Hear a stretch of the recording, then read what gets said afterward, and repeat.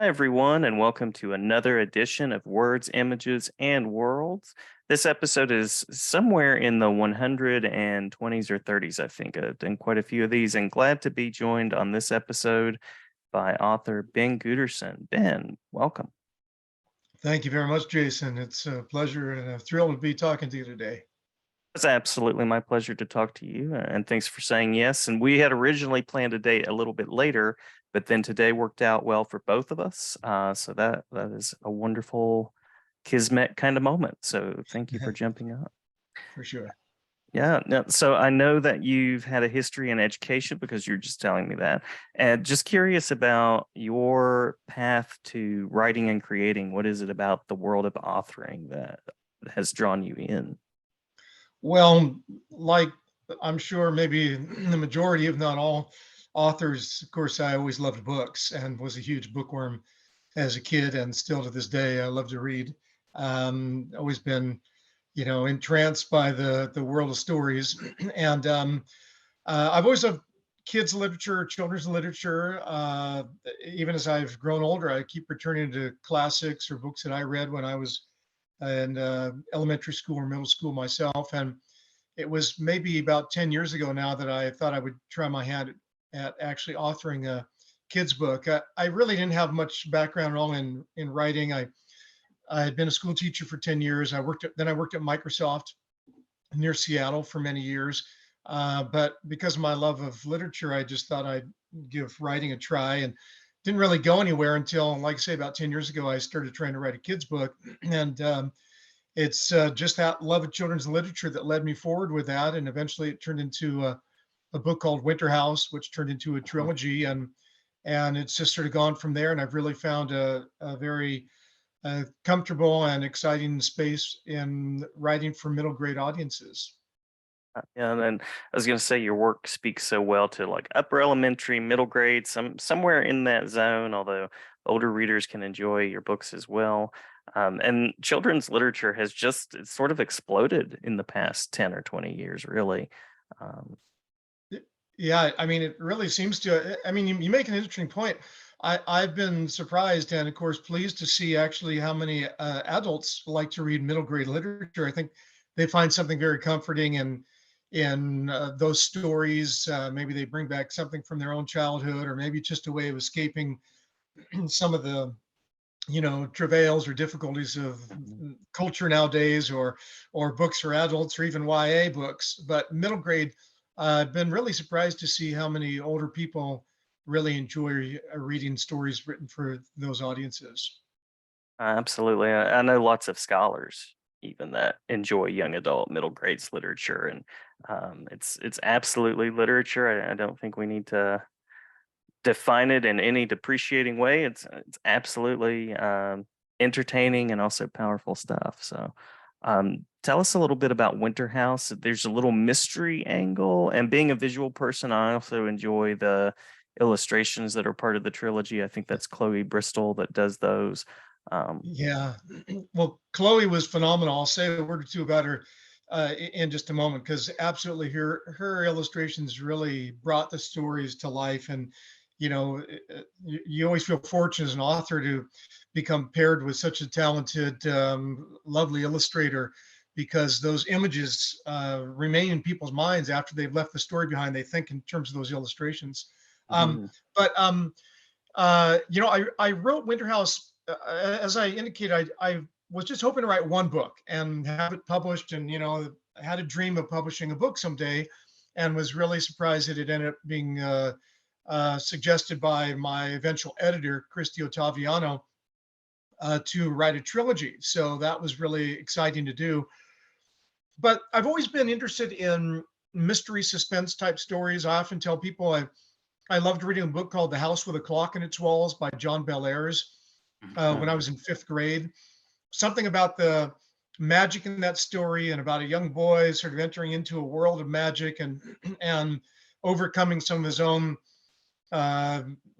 shyness, or lack of sort of willingness to branch out a little bit. I think those are really common elements in a lot of stories, and I kind of wanted to bring that to my book about a girl who really was a bookworm, didn't have a lot of friends, kind of lived an isolated life, and then suddenly was thrust into this magical environment of this hotel. I love big, broad settings where it seems like around every corner or behind every door there could be some amazing something that's about to occur. And a hotel kind of suggested itself as a natural setting for a mystery because you just don't know what's going to happen on every stairwell or when you enter some ballroom or some library. So the girl, the heroine of the story, Elizabeth Summers, she's entranced by the hotel right away, and of course there's an enormous library there. It's 3 stories tall, has thousands of books, and a really the kind librarian who she befriends. And but she finds a mysterious book in the library, and this again launches her into an adventure. She makes a new friend there, and of course, there's a lot of elements that some people, I guess, could say are sort of tropes of these books. She may be more connected to the hotel than was first apparent to her or to anyone else. And Mhm. of course, a lot of those sorts of things happen. It's really in the telling, I hope. And I try to work in a lot of wordplay and puzzles and codes and anagrams because I like that kind of stuff as well. And I kind of tried to pay homage to a lot of books that I like. I kind of name drop a lot of classic children's books in there because Yeah. Elizabeth is really into books, and so she's always talking about one she's read or enjoyed. And it's been nice. I've heard readers, a lot of them tell me, "Oh, I wasn't familiar with the book you mentioned on page 100. Maybe I'll check it out now." So that's kind of nice. Yeah. Um, but I just wanted to weave all those elements in, and it was fun to create a trilogy and kind of try to wrap it all up. But that's kind of where I went with things. And just real briefly, I didn't know Chloe Bristol, the illustrator, at all until we started on things. And fortunately, the book company Macmillan at the time, they located her, and she was eager to be on this project. And I'm so glad she was. She's super talented. She's worked for films and TV shows, and so her artwork's great. By chance, she's illustrated the cover for the next book that I have coming out. Maybe I'll have a chance to mention that as we get deeper into the conversation. Oh, absolutely. Yeah, yeah. I always like to hear about things that are coming up, and I also love that you're shining a light on other authors and kind of classics of this genre through the book. That's a really, really cool thing, and kind of speaks to we all stand on the shoulders of someone, and I love that the suspense, the sort of like just scared enough kind of fiction. I think kids get really into that, and I have a colleague that has talked with me about that of, that oh, it's just scary enough and just mysterious enough, and it really keeps the pages turning. Yeah. Well, it's interesting you mentioned that. I mean, for the particular audience, you want to make sure that the scary stuff is appropriate, age appropriate and so on. Mhm. But also, it's really interesting to try to write a mystery for younger people. You want to make it um, you don't want to make it so simple and straightforward that a reader, really of any age, but definitely the intended audience, it can't spot something right off, and then they're frustrated that the hero of the story, that it takes that person so long to figure things out. They're like, "Oh gosh, I'm so much smarter than the hero. I'm not interested in that character." But you also don't want to make it so difficult that when they get to the end of it, it's like, well, no one really could have solved those clues. So it's very difficult. I have found that quite a challenge in my books that are ostensibly mysteries, to try to hit the sweet spot in terms of making the mystery difficult enough but not too easy. And I know that's the case at any level, in adult mystery fiction and so on. That's always going to be a challenge for the author. I have found it a particular challenge, and just hope that I'm able to kind of hit it somewhat correctly. Do you draft that out and kind of plot it out as far as like notebook or outline? Or I mean, in my head, I guess I'm picturing like if I were to do something like that, it would have to be like a big FBI style visual, where you kind of connect the threads. Well, I don't have post-it notes all over my room or anything like that, but I do spend a lot of time outlining and trying to make sure everything fits together. You don't want a reader to become exasperated and put the book down and feel like these clues are not adding up, or Mm, the author is for sort of forcing things to make sense. For me, it's just a continual sort of ongoing process of revision. to make sure that everything seems to kind of dovetail and really fits together and works and seems logical. It I outlined quite a bit, pretty extensively, but then I move forward kind of, a little bit on feel and intuition. Is the outline that I envisioned, is it coming to life here with the actual words on the page in a way that seems logical? Mm-hmm. And I think that message of revising and revising again is a strong one, because I have a lot of students. I've had a lot of students over the years who, if it can't be done in a first draft, they kind of get frustrated and feel defeated. And it's so good to share that. No, it's actually a really, really meticulous process. It's so funny you mentioned that. I have the pleasure, been very fortunate to be able to visit lots of schools around the country even, and almost invariably, when I reach the end of a presentation, a teacher will raise their hand and ask me to comment on that very thing, Mhm.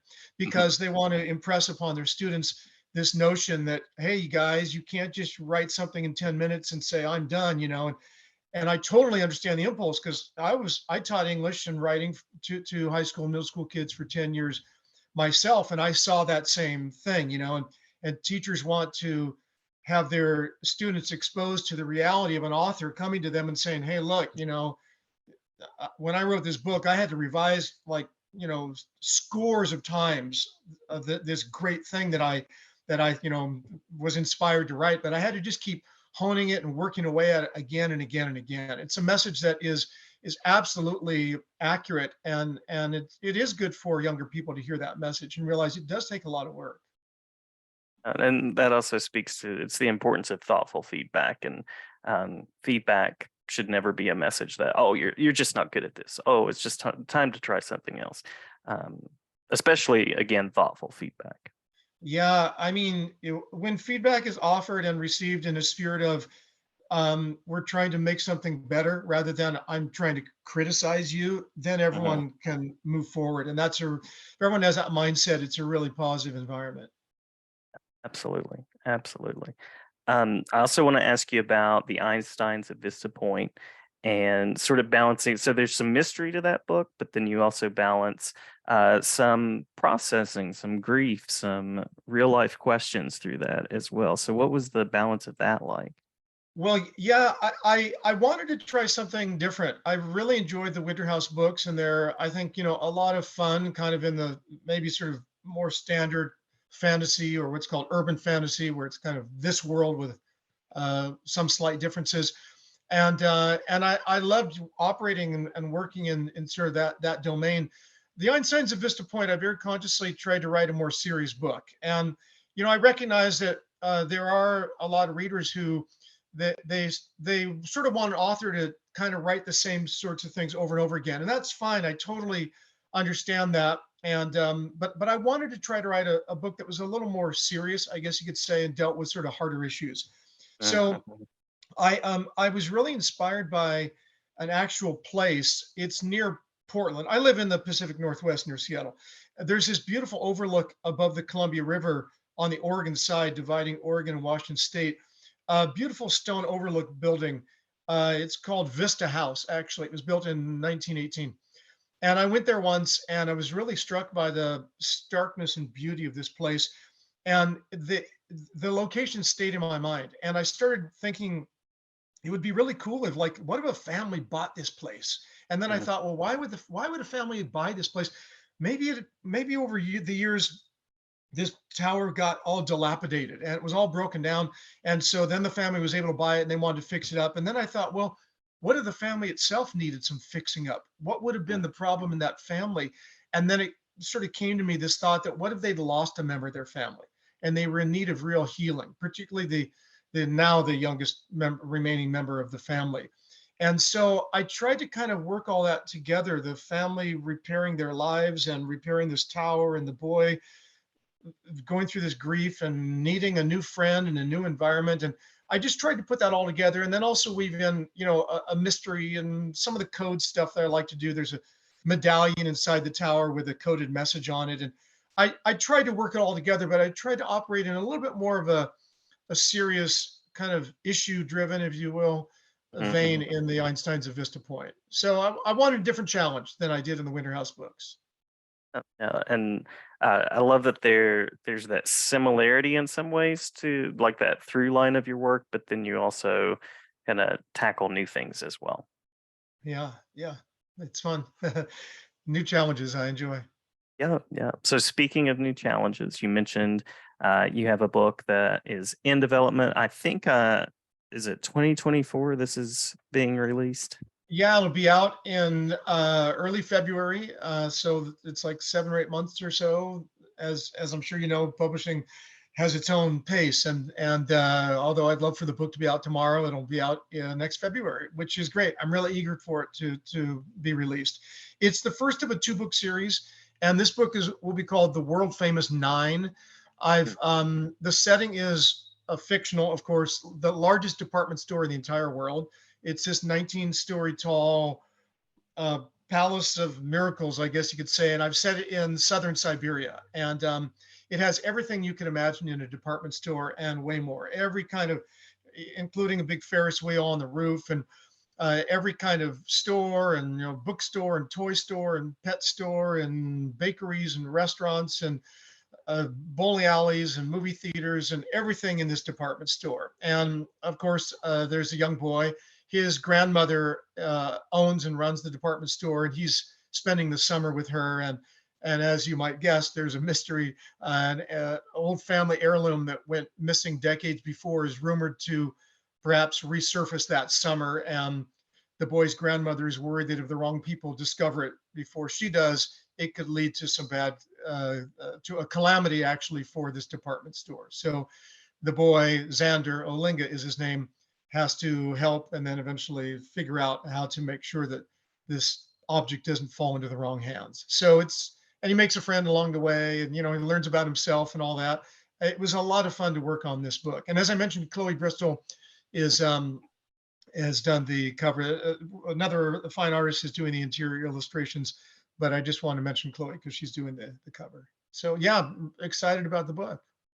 Fantastic, fantastic. Looking forward to it. I'm glad to share about your work. Anything that I missed that you want to make sure to share out, anything at all, we'll make sure to link your website, social medias, and all of those kind of things in the Yeah, description. yeah, I have a website. I'm not so great with social media, frankly. But people can go there. Go to the website. That's probably the best place to look up stuff, or send me a note if you like. I have a contact form there. But wherever all this stuff gets out, and people hear about books one way or another, whether it's word of mouth or on a website or something.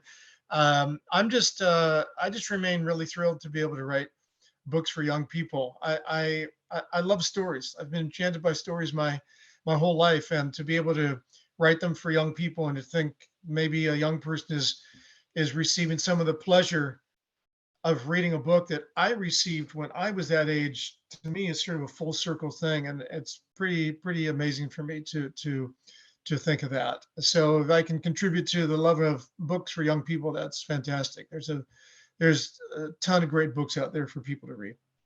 Love it, and I love that idea of continuing stories and passing down stories, and maybe one of these days in the future, someone will be writing a mystery story, and they'll be doing a hat tip to you somewhere in one of the Hey, chapters.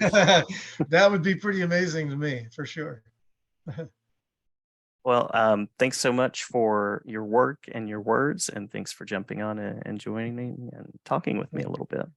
Jason, thanks for reaching out. Thanks for all you do to spread the word about literature for young people and for all readers. And I really appreciate the chance to be able to talk to you today. So thank you so much. My pleasure. My pleasure.